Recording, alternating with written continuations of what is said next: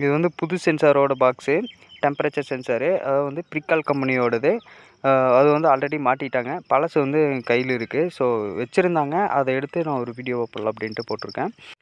இதோட எம்ஆர்பி ப்ரைஸே வந்து பார்த்திங்கன்னா கிட்டத்தட்ட ஒரு ரூ. 288 அந்த ரேஞ்சு தான் போட்டிருக்காங்க. ஸோ ஓவர் காஸ்ட்லாம் ஒன்றும் இல்லை. இதுதான் வந்து பார்த்திங்கன்னா டெம்பரேச்சர் சென்சாரு.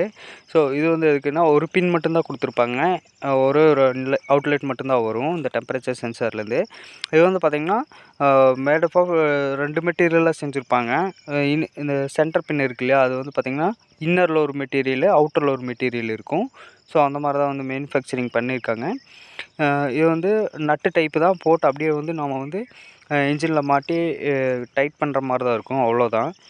பொதுவாக வந்து பார்த்திங்கன்னா ட்ரக்கில் வந்து டெம்பரேச்சர் சென்சார் எதுக்கு யூஸ் பண்ணுறாங்க அப்படின்னா, நம்ம வந்து ரேடியேட்டர் கண்டிப்பாக பார்த்துருப்போம்.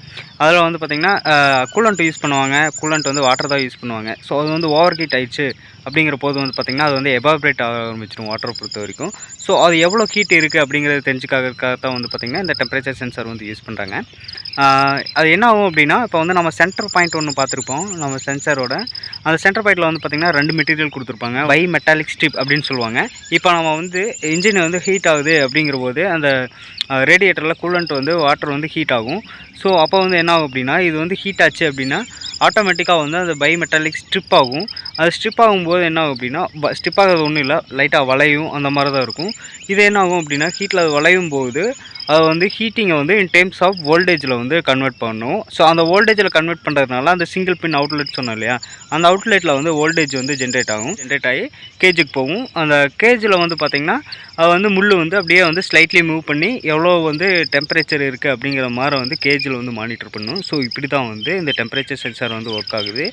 ஸோ இதை வந்து ட்ரக்கை பொறுத்த வரைக்கும் பக்காவாக மெயின்டைன் பண்ணுவாங்க டெம்பரேச்சர் சென்சார். ஏன் அப்படின்னா, நம்மளுக்கு வந்து கூலண்ட் வந்து இன்ஜின் வந்து எவ்வளோ ஹீட் ஆகுது அப்படிங்கிறத தெரிஞ்சுக்கிறது முக்கியமான விஷயம். ஏன்னா heavy vehicle, so loaded vehicle, load அடிக்கடி எடுத்துகிட்டு போவாங்க. ஸோ அங்கே வந்து இன்ஜின் ஹீட் அதிகமாக இருந்துச்சு அப்படின்னா இன்ஜின் சீஸ் ஆயிரும். ஸோ டீசல் வெஹிக்கிள் வேறு. ஸோ இதெல்லாம் வந்து கருத்தில் வச்சுட்டு தான் வந்து பார்த்திங்கன்னா அந்த சென்சார் வந்து அடிக்கடி மெயின்டைன் பண்ணுவாங்க.